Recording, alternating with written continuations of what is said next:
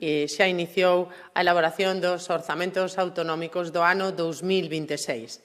Empeza, polo tanto, o camiño cara aos 17º orzamentos aprobados en tempo e forma. Que gran diferenza do que ocorre no Goberno central.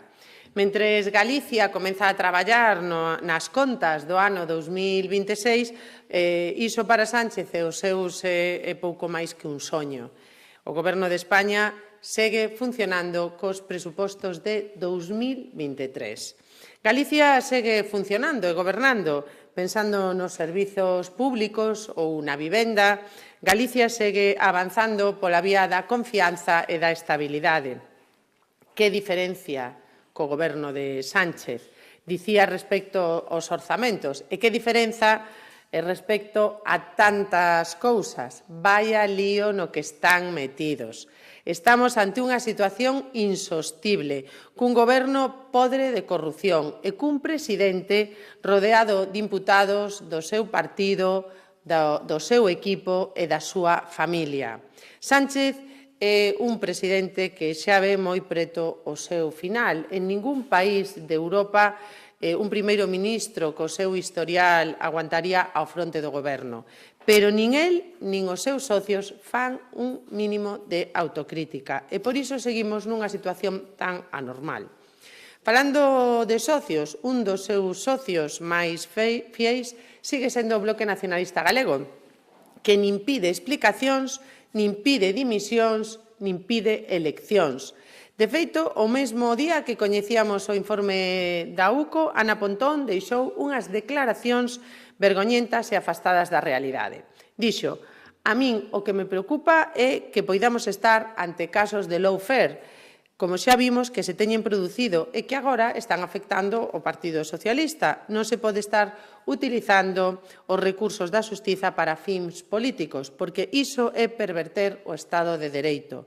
É dicir, mentres toda España estaba indignada por un gravísimo e repulsivo caso de corrupción, o BNG dedicouse a atacar ao Partido Popular e aos xuíces de instrumentalizar a xustiza.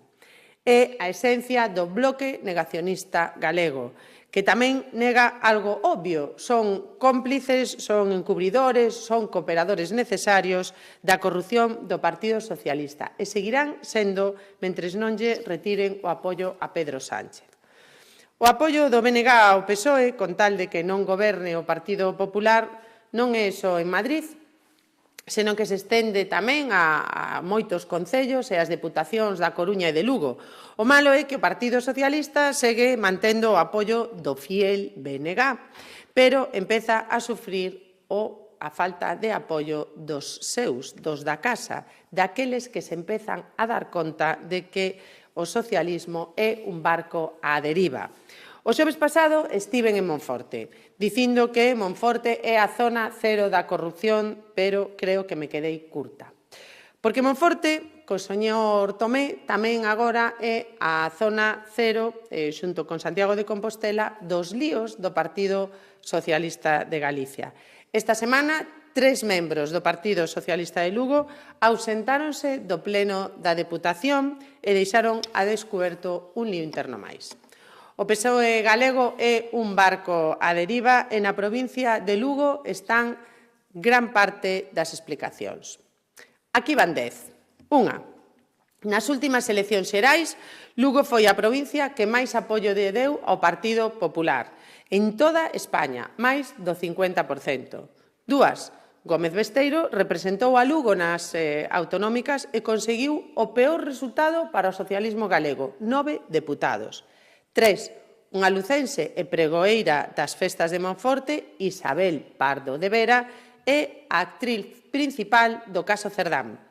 4. Galicia sae no informe da UCO grazas ao suposto amaño dunha obra do tramo ferroviario Monforte-Lugo.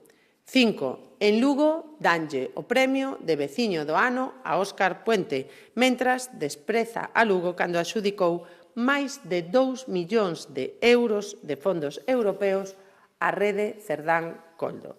6. Varios deputados provinciais do PSOE rebeláronse ante o liderado de Tomé e tamén se ausentaron do pleno da Deputación. 7. Ábalos e Coldo apuntan a Pepe Blanco como xefe dunha rede de influencias para conseguir contratos de transportes.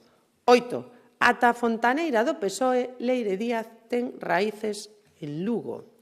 9. Mentras tanto, o Partido Socialista pasea en catamarán con Santos Cerdán. E 10. O Partido Socialista de Galicia e Besteiro apoian e gaban a Sánchez, un presidente cercado pola corrupción e o máis lesivo da historia de Galicia. Menudo decálogo. Está claro que o Partido Socialista Galego é un barco á deriva. E antes de rematar, quería comentar a situación surrealista e hipócrita que vivimos onte nalgunhas sedes do Partido Popular. Surrealista porque protestan e atacan as sedes do PP coa que está a caer. E hipócrita porque detrás está o Bloque Nacionalista Galego, que segue calado ante a trama de prostitución dos seus socios do Partido Socialista. Onte, o BNG levou a cabo o que mellor sabe facer, manifestación e alboroto, con ataques graves e de odio, e con deputados nacionalistas, como o caso de Noa Presas.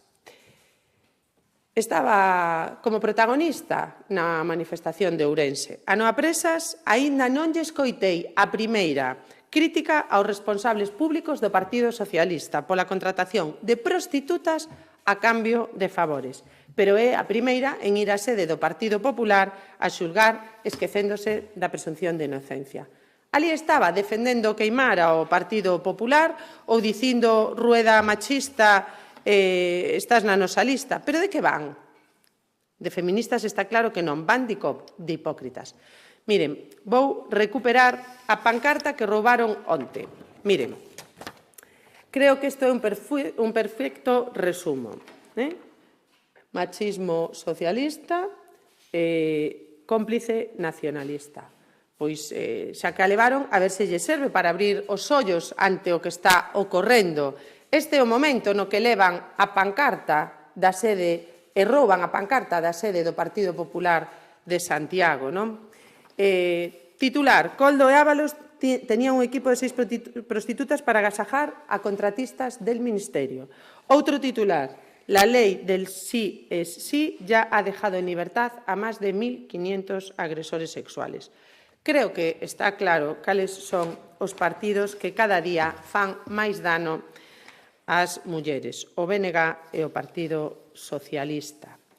Foron as sedes do Partido Popular a rachar as nosas lonas, a prol do feminismo e en contra do machismo.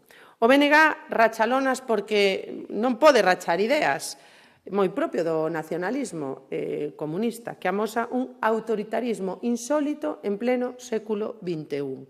Cree que só el ten dereito a expresarse e o adversario político merece ser silenciado e acosado. Rachar lonas, berrar insultos, sembrar o odio e acosar as sedes políticas debe ser a nova forma de argumentar do século XXI. Menuda forma de ser demócratas e moi democrático todo o que vimos onte do Bloque Nacionalista Galego. Pola miña parte, máis nada. Moitas gracias. Se queren facer algunha pregunta, estou á súa disposición. Ben, gracias.